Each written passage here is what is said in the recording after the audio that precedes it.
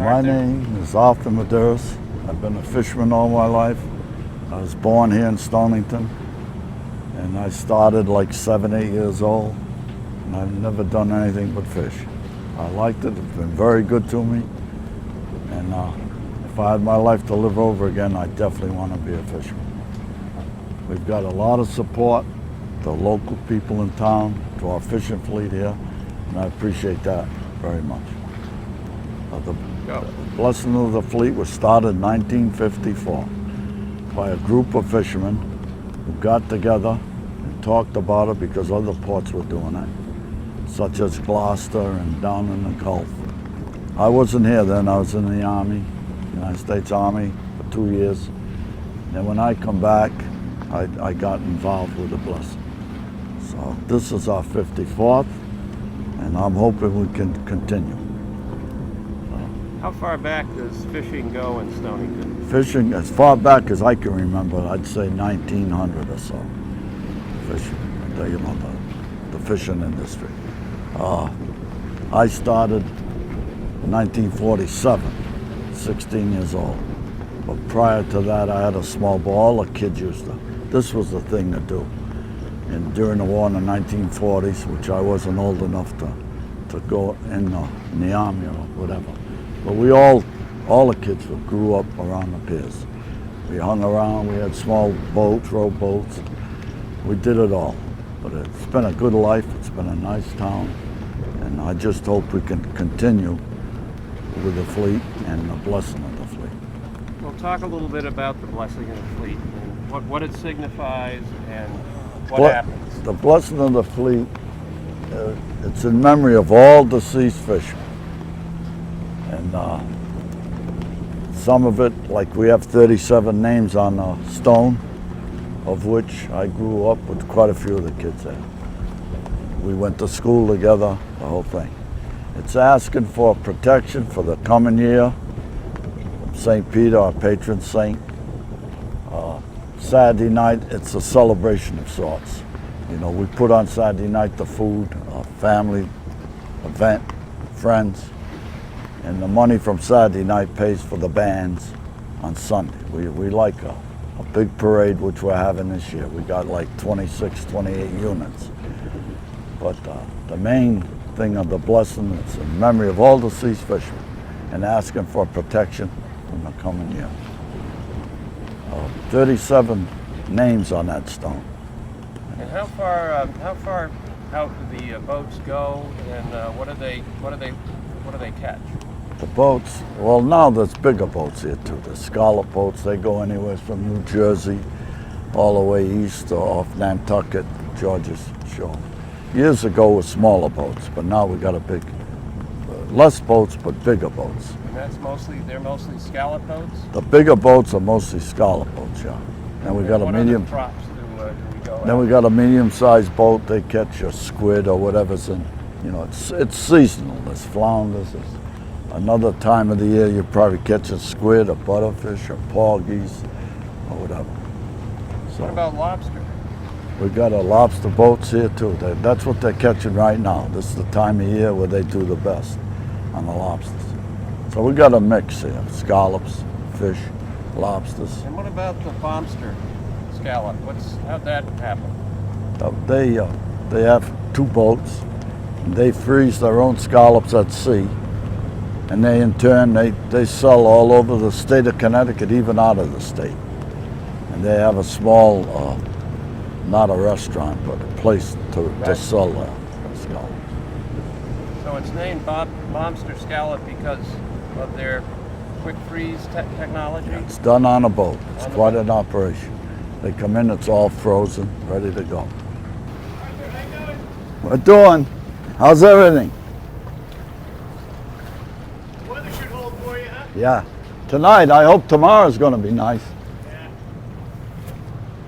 Been busy? Very. Yeah. I'm busy too.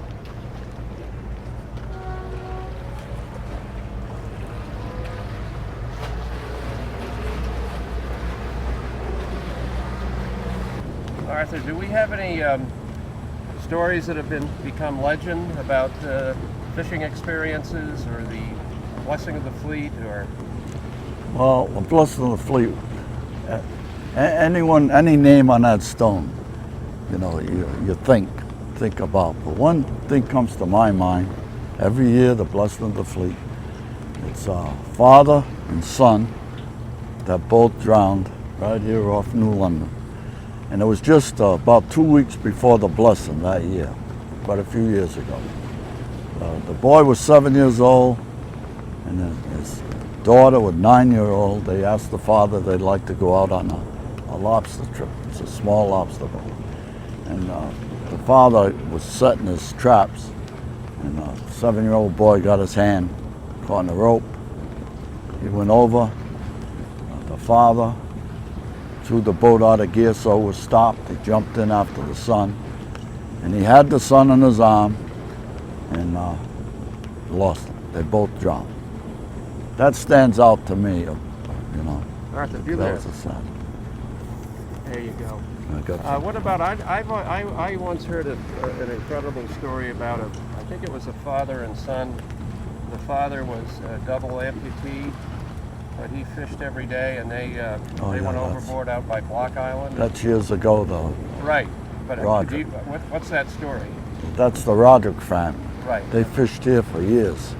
This has gone way back in the 40s. Well, what happened to them? They're all deceased now, Right. but they all fished. I think there was a family of 12 or 13. I think there was 8 brothers. They all fished. And one son, Georgie, which his name is on the stone, also, he had an accident. He used to carry his father on the boat. He had no legs. And one night they got, in them days you didn't have radar, no equipment whatsoever. So they landed on Block Island in the rocks. So Georgie, they all survived. But Right. Georgie picked his father up and waded ashore. Approximately what year would that have been? Oh God, that's got to be in the 40s. Okay. And what about the Holy Ghost Society? How does that fit in? The Holy Ghost Society, a lot of the fishermen, the members, go there. And they cooperate with us with the blessing, and we cooperate with them with the Holy Ghost.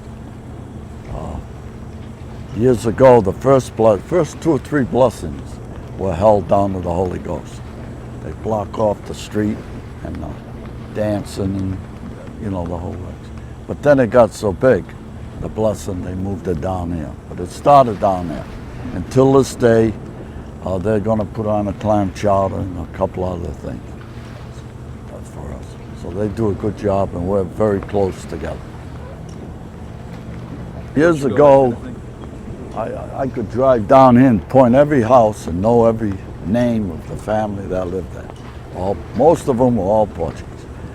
So naturally, money became involved. They paid big money for them houses, and it all changed.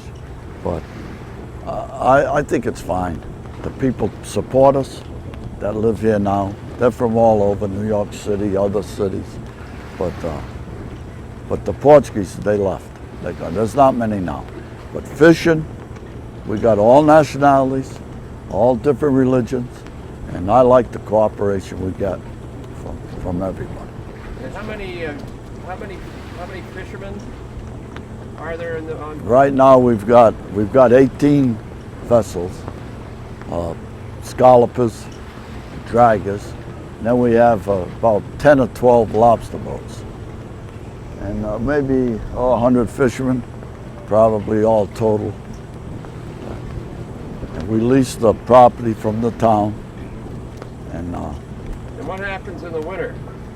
fish all winter long. Everybody works, even the lobstermen work all winter.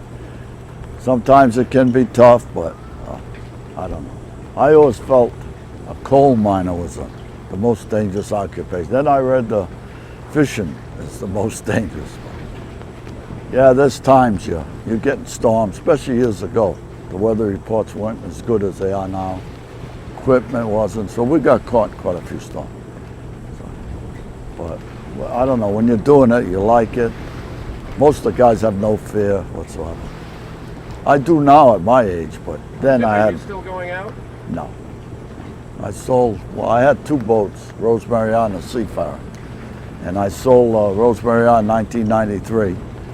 And the Seafarer, we just had a problem with that. December 12th, she was taking on water.